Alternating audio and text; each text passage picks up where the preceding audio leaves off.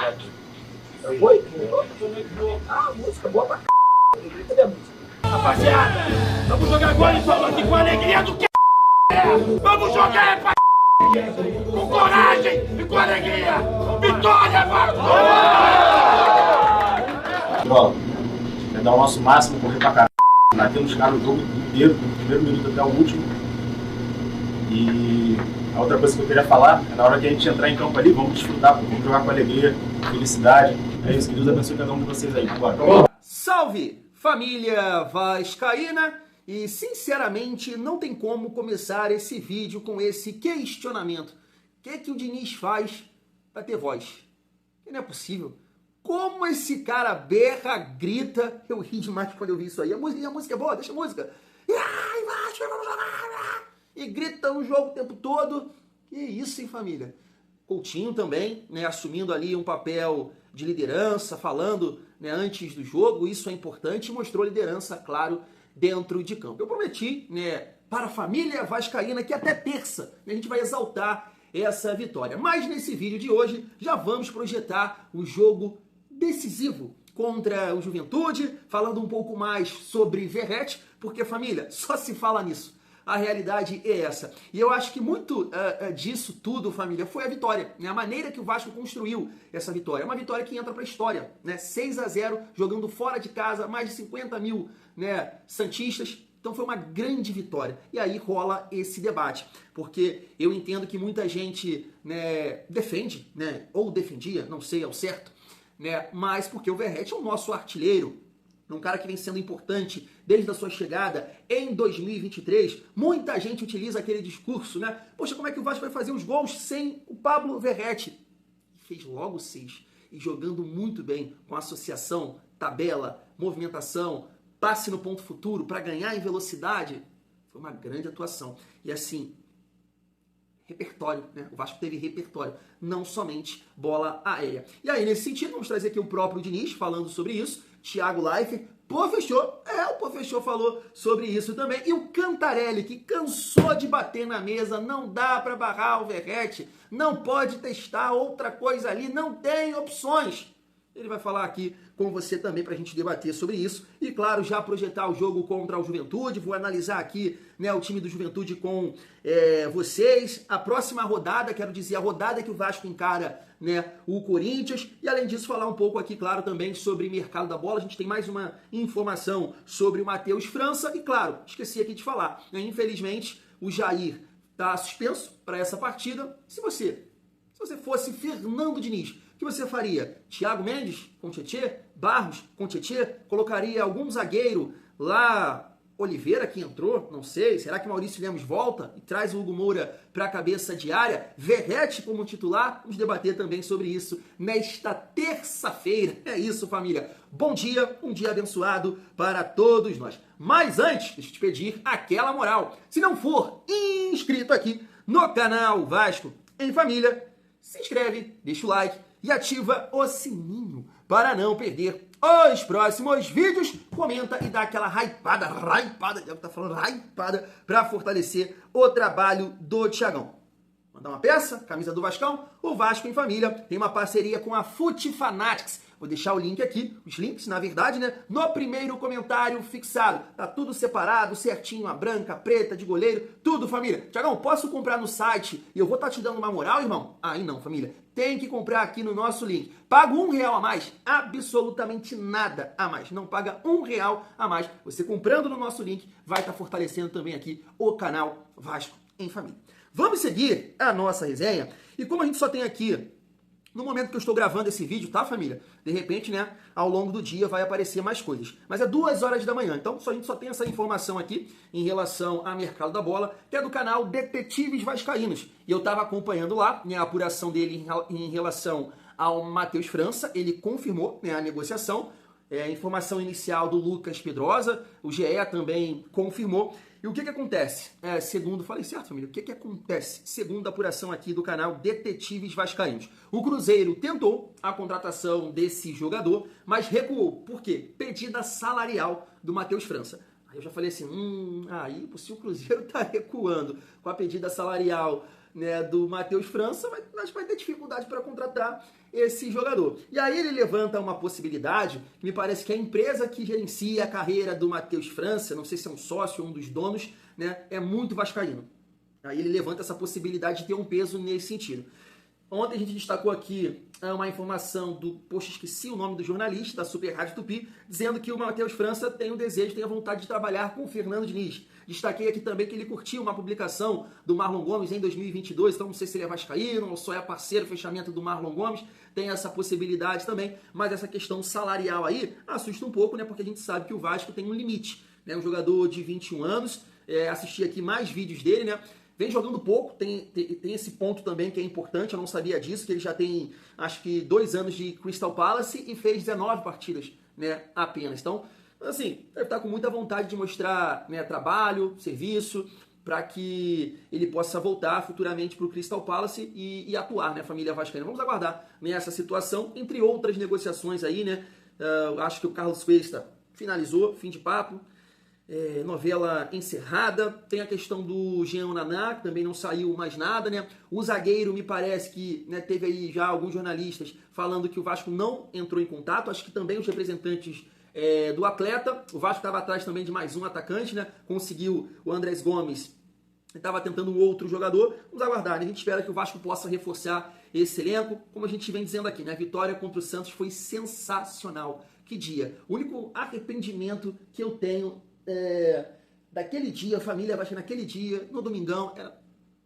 Você me entendeu, né? Não vou ficar aqui tomando uma, cara. Aquele seria muito melhor aquele dia. Mas é isso. Seguindo aqui a nossa resenha, pra gente falar, né, um pouco sobre essa situação aí do Pablo Verratti. Mas antes, estava esquecendo aqui, repercutir com vocês rapidamente a próxima rodada, né, do Campeonato Brasileiro. Acho muito interessante, estou mostrando aí para vocês, né, que o Vasco encara amanhã às 7h o Juventude, um jogo decisivo, né, para o Vasco ter uma sequência aí de bons resultados. Tô vendo muita gente falar que o empate seria, né, um bom resultado. Eu sei que a vitória, da maneira que foi, deixa o vascaíno ousado, né? Então a gente tem que ir lá, claro, para buscar a vitória, né? É isso, mas a gente tem que entender, não deu para ganhar, não performou, coisa não aconteceu, tem que pontuar, né, cara? O Vasco tem que parar de perder com a facilidade que já perdeu nesse campeonato. O Vasco tem várias derrotas, né? É um dos times que mais, né, perdem na competição. Então não deu pra ganhar, tem que pontuar. Principalmente nessa sequência aí, cara, o Vasco não pode deixar de pontuar. Claro que o ideal é sempre estar vencendo. E a gente tem time pra vencer, pelo menos nessa sequência. Eu acho que todo mundo vai concordar comigo nesse sentido, por mais que você, o time do Vasco é isso, o time do Vasco é assado, o time do Vasco é fraco. Poxa, a gente tem time pra ganhar do Juventude,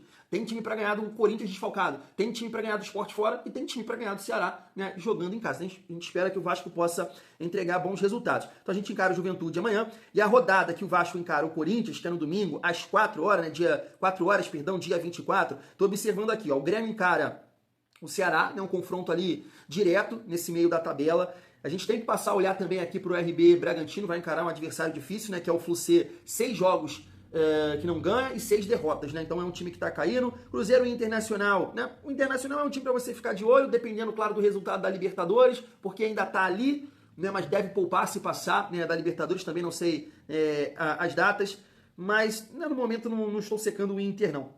Juventude, que encara o Botafogo, um adversário, né, complicado aí pro Juventude. Fortaleza, o Mirassol, a gente sabe que o Mirassol é um time muito competitivo, né? Empatou ontem com o Cruzeiro.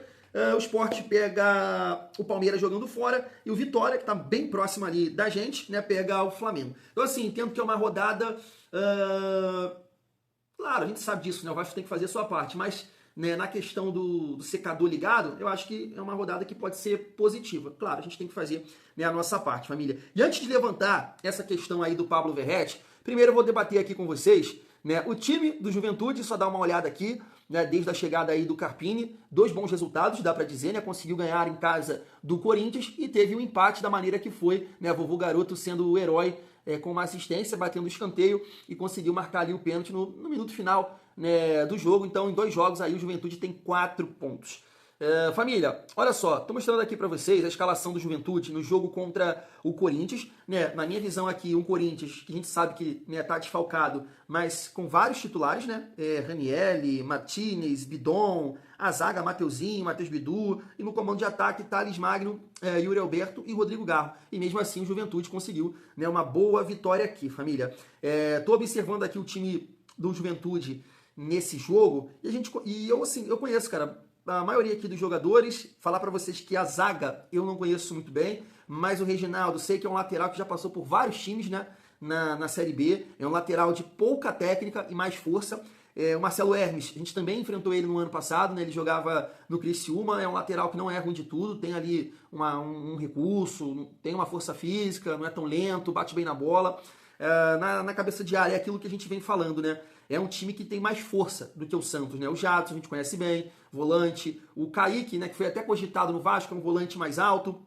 Mandaca também corre bem, e aí no comando de ataque. Nesse jogo aqui foi com Gabriel Veron, Gilberto e Bill, né? Tem até o nome aqui dele, mas não sei se é apelido, mas me parece que é outro nome, família. E contra o Vitória, que conseguiu o empate, né? Eles jogaram com o Batalha, que é um atacante de lado que também tem uma certa velocidade, família. Assim, poxa, claro, como eu disse, a gente tem time para ganhar do Juventude. Eu tava vendo, né, os comentários ali pós-jogo dos torcedores, jornalistas, né, que cobrem o Vitória e eles colocando que aqui, pela apresentação desse jogo, 2 times que vão cair.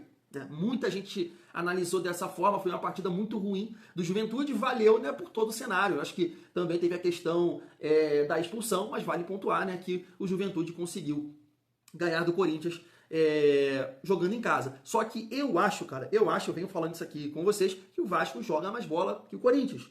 Então, assim, com muita confiança, com muita atenção, brigando por cada espaço do campo, a gente tem sim, né, muita chance de ganhar do Juventude. E tem que acontecer essa vitória para a gente tentar ali sair de perto, né, do Vitória e já jogar a pressão ali para a galera de baixo e, né, começar a olhar também para o meio da tabela. Nesse sentido, família, a gente sabe que tem um desfalque que a gente... Né, você pode até jogar na minha cara, pô, Thiago, mas você não gosta muito dessa possibilidade não, né? E verdade, eu não sou muito fã desse meio campo aí, principalmente sem bola, né, com o Jair e Tietê, mas não dá pra negar. Pelo nível de atuação do jogo contra o Santos, eu entendo que o Diniz, né, provavelmente ia repetir essa escalação. Mas infelizmente o Jair, que jogou muita bola, foi fundamental. Cara, cada assim, momento que eu tô revendo os melhores momentos, os lances, você vê a participação do Jair, não deu assistência, não fez gol, mas foi fundamental para caminhar, para o jogo seguir, sabe? A coisa fluir, porque tem não sei se é o gol do Piton, cara. Acho que o segundo gol, quem vem conduzindo a bola, trazendo a bola e acha o Nuno aqui é o Jair. Aí o Nuno espera o Piton passar, ele dá no Piton, o Piton faz o cruzamento e sai o gol do David. Então o Jair participou muito. E aí, família, a gente tem essa dúvida, né? Eu tô mostrando para vocês aí o banco de reservas, né? A gente tem a possibilidade, entendo, do Thiago Mendes, né? Pra você ver, né, cara, como o Paulinho tá... Paulinho não existe mais, né? Cara, que pena, cara. Um cara tão bom, né, em 2023, e a gente nem cogita ele como opção para esse jogo. Estranho, né?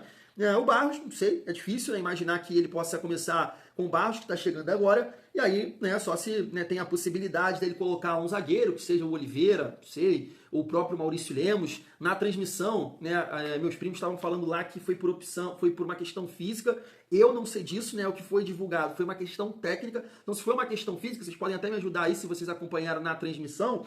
Ele pode voltar ali com o Lemos e adiantar, né, o Hugo Moura. Pelo menos, né, nesse setor aqui de meio campo e a linha de 4 atrás. Vamos observar. Queria saber a opinião de vocês. Comenta aqui. Pô, Thiago, entraria com o Thiago, Barros, colocaria um zagueiro, adiantaria o Hugo Moura. Comenta aí. E pra gente falar sobre o comando de ataque, eu acho interessante passar todas essas resenhas aqui. Thiago, Leifert, Professor e Cantarelli pra gente falar um pouco mais sobre Pablo Verratti. Olha só. O assunto é: o Verratti não jogou e o time rendeu demais. O time meteu 6 gols sem a sua referência. Eu gosto muito do David, desde a época do São Paulo, fiquei até chateado quando ele foi embora, porque acho o David super legal, bom jogador, útil para o time. O Felipe Coutinho fez uma grande partida. Eu gosto muito do Tietê, também acho o Tietê outro jogador super útil. Então você tem ali, volante com volante, você tem Bom Tempo e Zé Rafael contra Tietê e Jair. Desculpa, Tietê e Jair é melhor. Tanto que eles engoliram o meio de campo. Todos os ataques foram pelo meio, tá? Se você for olhar ali, mais de 90% dos ataques dos dois times foram construídos pelo meio. Não à toa, tinha um buraco. Foi por isso que ele passou. Mas o Diniz falou sobre jogar sem a referência, né? Que eu acho que é o grande elefante na sala hoje. Então vamos ouvir o professor Diniz. Eu sempre soube que a gente poderia jogar agora sem um atacante de referência. Joguei em outras oportunidades dessa forma. Hoje eu poderia ter colocado o David como referência. A gente até treinou. Ele substituiu o Veguete e não ficou bom no treino. E no treino já ficou boa essa formação. Com o David mais aberto, partindo da esquerda para flutuar no meio das linhas e ia ficar atacando espaço. e o Nuno e o Coutinho, os dois fazendo um papel semelhante de falso 9 e com muita liberdade para jogar. E acabou funcionando. O Santos tinha dificuldade de encontrar os encaixes de marcação, porque era muita gente flutuando no meio do campo. E a gente soube explorar tanto a superioridade numérica no meio, como as bolas de profundidade. O time jogou muito bem. Ele soube marcar bem, a gente marcou muito bem o Santos.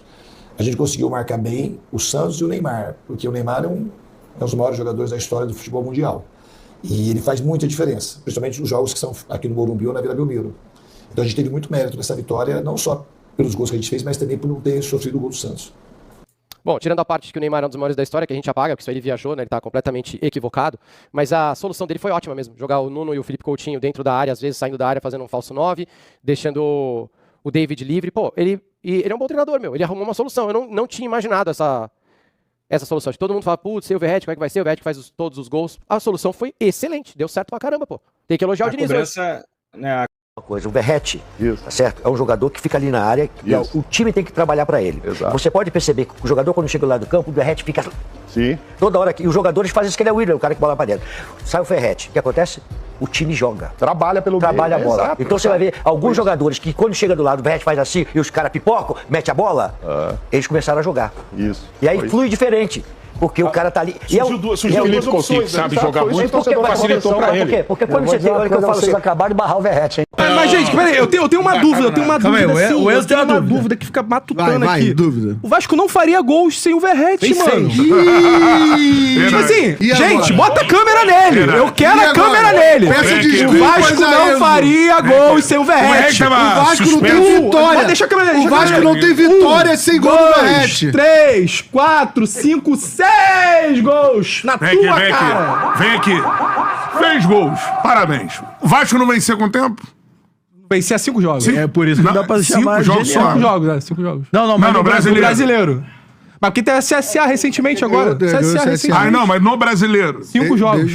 Desde antes Jogo do brasileiro. jogo mundial. Sim, Enzo está certo na análise. Deu certo, óbvio. Não vou falar aqui que não deu. Deu certo. Desculpa, não cabe nesse momento? Desculpa. Não precisa pedir desculpa. Mas aí Desculpa. Isso aí ele está inventando. Desculpa. Isso aí- Foi trabalho. Conseguimos desculpa. Cada um pode ter sua opinião. Está instituído o pedido. Está instituído. Aqui, ó. Está instituído. Não existe isso de desculpa. Que Está- não foi feito o que eu pedi também. Está instituído o pedido de desculpa no Charla de Quinta.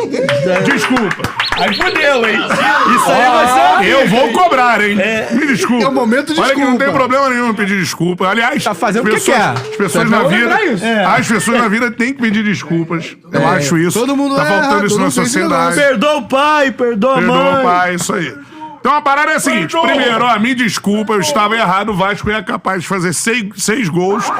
E, mano, uma vitória histórica, eu acho que tem que ser aplaudida. Todo mundo e você jogando não tem bem. que ficar teimando com Ó, nada. DVD Uma vitória muito histórica bem. derruba tudo. Mundo muito bem. É. E o Coutinho, Fazendo melhor partida de Coutinho. atuação dele Assim. na volta pro Vasco, né? Flutuando, fazendo falso 9, saindo da A área. gente se empolgou um pouco, eu e o Cantarelli, na vitória contra o Fortaleza. Eu falei assim que foi a melhor vitória dos últimos 10 Mas foi do anos. e cacete tal. o jogo. Irmão, Essa essa aqui dá pra cravar e ficar sem medo algum. Não, a maior vitória da história do clássico de Vasco e sim, Santos. Vasco e Santos, sim. A maior derrota que o Neymar já sofreu na carreira. É porque ele não Tem tava muita no, coisa aí. Ele não tava no campo no 7x1. E fora de casa ainda, Sim. que porra, aumenta. O maior público do Santos no ano. 56 mil, se eu não me engano. Jogo no Mano. assim, Mano, com absurdo. toda a fragilidade. A vitória Gigante, é histórica. Com toda a Histórica. fragilidade do... Tá aí.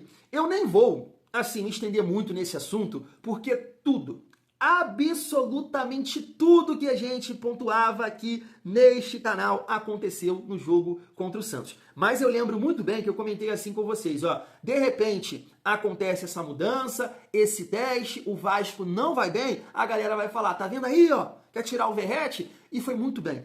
Então a gente também precisa ter esse olhar de calma, calma. Tudo aconteceu, tudo deu muito certo, né? O Vasco, poxa, fez 5 gols, cara, em 24 minutos, ou uma coisa assim, 20 minutos. Isso é surreal. Então tudo encaixou, tudo deu certo, as escolhas, o chute, olha, o voleio do David, que coisa linda. Então tudo encaixou, tudo deu muito certo. E claro, numa sequência, isso pode não acontecer, o Vasco pode jogar mal, mas o teste valeu. Esse é o ponto. A gente parte desse princípio que tudo aconteceu. Jogada de profundidade, jogada em velocidade, associação, tabela, coisas que o Verratti não consegue contribuir. Isso é muito claro. Eu vou bater nessa tecla aqui que o Diniz expôs muito o Verratti, mas muito muito. Não tem a menor dúvida disso. Essa discussão toda é por causa do Diniz, família. É por causa do Diniz. Porque se tivesse momentos assim, em alguns momentos de cada jogo, ele, Verratti vem, 15 minutos do primeiro tempo, tá entendendo que o jogo não é pra ele, vem. Ou um jogo fora de casa, segura. Vamos trabalhar com o Verratti, né, em jogos que o Vasco tem mais posse, em jogos dentro de casa, como por exemplo, eu sou a favor nesse jogo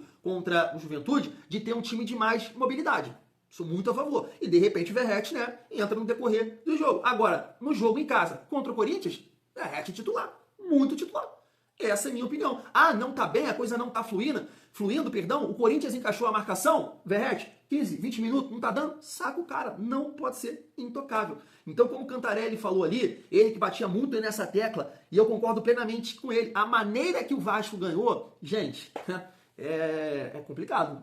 É complicado, eu acho que o Diniz tem que entender que também é uma boa possibilidade jogar sem Pablo Verratti, mas de maneira nenhuma, eu pelo menos aqui o Thiagão do canal Vasco em Família vou descartar o Verratti porque não tem como, né? É um cara que a bola procura, eu sei que não está vivendo uma boa fase, já passou por isso em alguns momentos, né? Em 2024, mas foi artilheiro do Vasco, nesse ano também né? Ainda é o artilheiro do Vasco. Então, o olhar para o Verratti intocável, não, isso tem que mudar. Eu sou a favor disso. Ele pode sair. Ele pode começar uma partida no banco. Essa é a minha visão sobre tudo isso. E eu acho que, né, todo mundo entende dessa forma também aí pelos comentários. Valeu? Fui!